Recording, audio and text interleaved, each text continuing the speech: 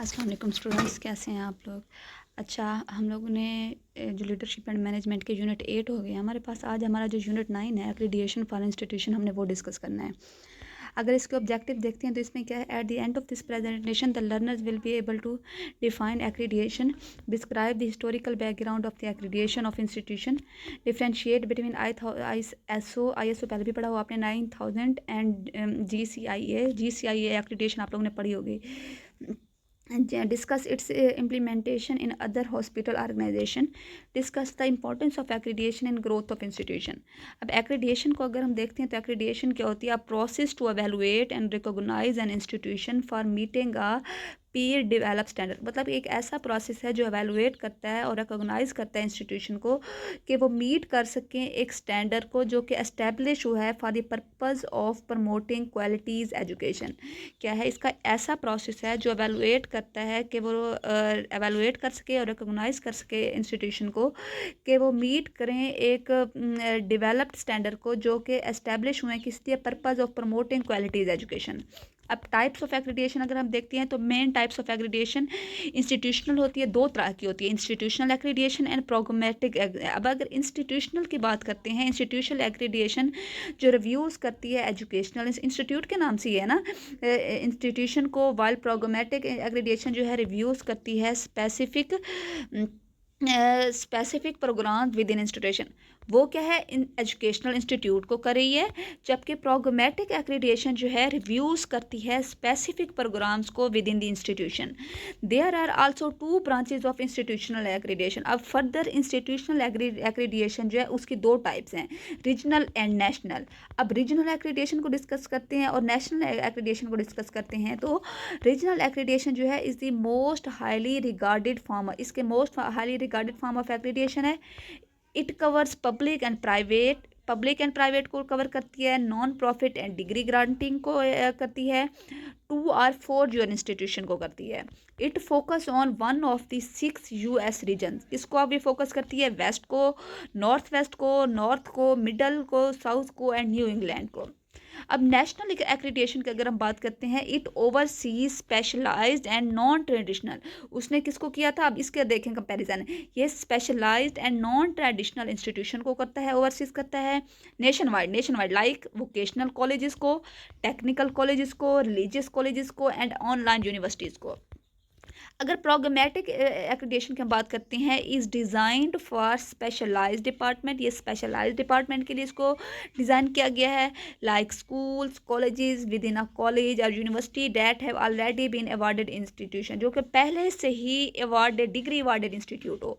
It focus on particular except of the, मतलब ये एक particular except of the expects of the department पे focus करता है, लाइक प्रोग्राम को, स्कूल को और colleges specified academic field of study.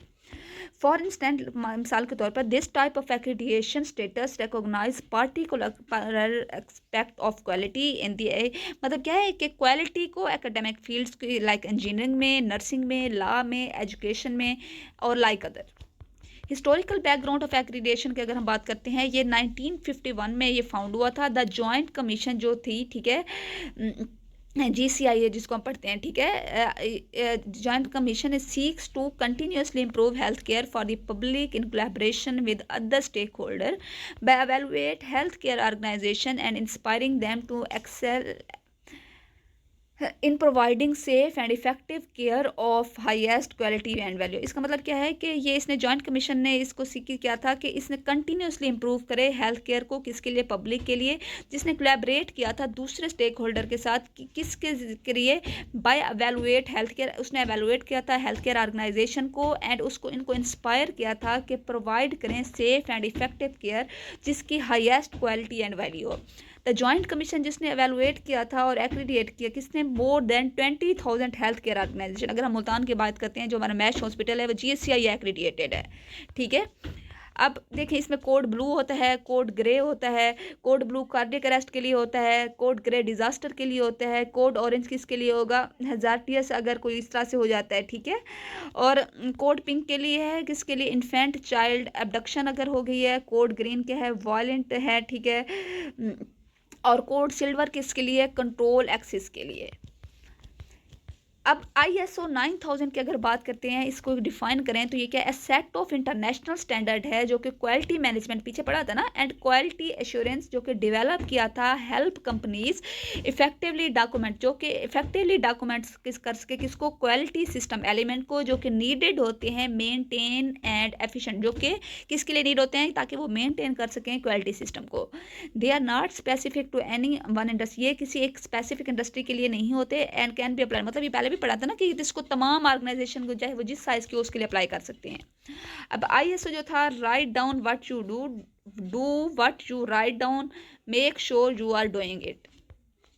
History of ISO 9000 की अगर बात करते हैं, ISO 9000 जो था, ठीक है, ISO 9000 can help A company satisfied, कि वो हेल्प करता है कंपनी को, वो अपने कस्टमर्स को सेटिस्फाई कर सकें, मीट कर सकें रेगुलेटरी रिक्वायरमेंट्स को, और अचीव कर सकें कंटिन्यू इम्प्रूवमेंट को। It should be consider to be a first step और the base level of quality system. इसको क्या कंसिडर किया जाता है, ये फर्स्ट स्टेप है या base level of quality system है। फर्स्ट पब्लिश, इसको पब्लिश कब किया गया था, मार्च 1987 में। क्वालिटी मैनेजमेंट सिस्टम को requirements has become the most successful standard in the history of international organisation for standardisation. The popularity of the ISO 9000 जो थी series the way for other management system standards including. अब जो इसकी popularity थी वो किसने, उसने दूसरों को किया था, किसमें, ISO 14000 को, ISO 26000 को, और ISO 31000 को। ISO 14000 जो थी ये इन्वायरमेंट मैनेजमेंट सिस्टम के लिए थी। ISO 26000 जो थी ये सोशल रिस्पॉन्सिबिलिटी की गाइडेंस के लिए थी। और ISO जो 31000 थी ये रिस्क मैनेजमेंट प्रिंसिपल और गाइडलाइंस थी इसमें।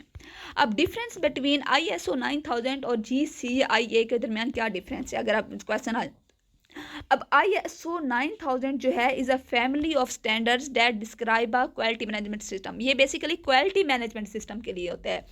The other documents are very important and helpful in developing and improving quality management system.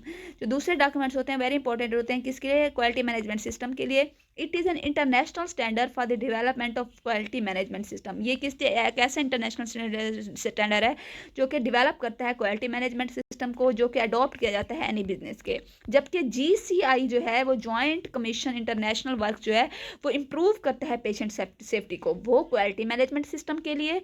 अब इन दोनों के दरमियान फ़र्क क्या समझ आया है, जो कि ISO 9000 है वो क्वालिटी मैनेजमेंट सिस्टम को जो कि बिजनेस में करता है, जबकि GCI जो है उसने इंप्रूव किया है पेशेंट सेफ्टी को and quality of health care, मतलब ये हेल्थ पे कर रहा है in the international community by offering education से, एडवाइजरी सर्विसेज से, and international accreditation and certification. अब ये कैसे इंटरनेट GCI एक्रीडिएटेड होता है एक हॉस्पिटल के, वो जाते हैं वहाँ पे देखते हैं कि क्या क्या चीज़ वहाँ पे क्वालिटी है, यहाँ पे पेशेंट की सेफ्टी क्या है, सारा कुछ देखते हैं, फिर उस हिसाब से उसको GCI एक्रीडिएशन और सर्टिफिकेशन मिलती है। GCI partner with hospital, clinics and academic medical centres, health system and agencies हो सकती हैं, गवर्नमेंट मिनिस्ट्रीज हो सकती हैं, अकेडमियाँ हो सकती हैं, international advocates to promote rigorous standards of care and to provide solution for achieving peak, मतलब केयर उसने किस तरह स्टैंडर्ड प्रोवाइड करनी है और पीक परफॉर्मेंस उनकी कैसे अचीव होती है। अब importance of accreditation in growth of institution क्या होती है। एक्रीडिएशन एक इम्पॉर्टेंट होती है बिकॉज किस लिए कि ये हेल्प कर सके determine if any institution meet और exceed minimum standard of quality, के कर सकें कि एक इंस्टीट्यूट क्या क्या मीट करता है या उससे एक्सीड कर गया है मिनिमम स्टैंडर्ड ऑफ क्वालिटी से। हेल्प करता है स्टूडेंट को डेटरमाइन करें एक्सेप्टेबल इंस्टीट्यूशन फॉर इनरोलमेंट।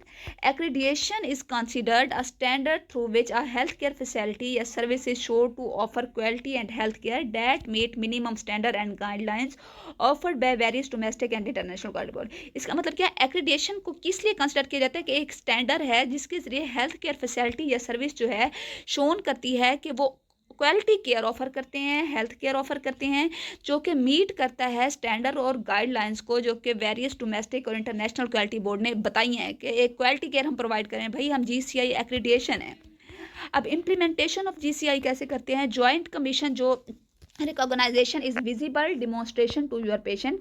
अब जीसीआई क्या है कि डिमॉन्स्ट्रेट किया जाता है पेशेंट को, उनकी फैमिलीज़ को, जो आपके स्टाफ को, कम्युनिटी को, ऑफ योर कमिटमेंट, जो कि आप जिनके साथ आपकी कमिटमेंट हुई है कि highest level of safety and quality जिनको प्रोवाइड करनी है। The accreditation guide for hospital is design to help you learn about it. जो एक्रेडिएशन गाइड होती है वो हॉस्पिटल के लिए उस तरह से डिज़ाइन की जाती है जो कि हेल्प करती है लर्न कर सकें हम जॉइंट कमीशन के बारे में एक्रेडिएशन प्रोसेस है क्या। This guide provides information about several important areas के लाइक क्या होगी, एलिजिबिलिटी क्या है कि उस एक्रेडिएशन की, हाउ टू रिक्वेस्ट, हम किस तरह से रिक्वेस्ट कर सकते हैं एक्रेडिएशन की और किस तरह से प्रिपेयर कर सकते हैं इस प्रोसेस के लिए, the on site survey process क्या है और एक्रेडिएशन डिसीजन क्या है।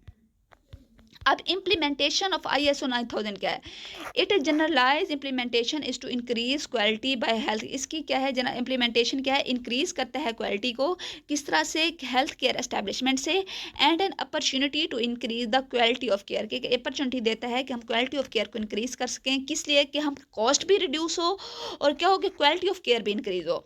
It purpose is to insure that the deliver product, जो डिलीवर प्रोडक्ट हमने की है, सप्लायर डिज़ाइन है, वो किस तरह से हो, स्टैंडर्ड के हिसाब से हो, सेफ और प्लेयर इन्वायरमेंट हो, क्लियर कम्युनिकेशन टू पेशेंट हो और टाइमली केयर हो। ये सारा था कि इम्प्लीमेंटेशन ऑफ ISO 9000। यूनिट 9 आप लोगों का इंशाल्लाह कवर हो गया, बाकी आप लोगों का सिर्फ एक यूनिट रह गया है, यूनिट 10। इंशाल्लाह वो हम अपने नेक्स्ट लेक्चर में कवर कर लेंगे। ठीक है स्टूडेंट, कोई भी मसला हो तो आप लोग मुझसे डिस्कस कर सकते हैं। इंशाल्लाह कल मिलते हैं। टेक केयर, अल्लाह हाफिज़।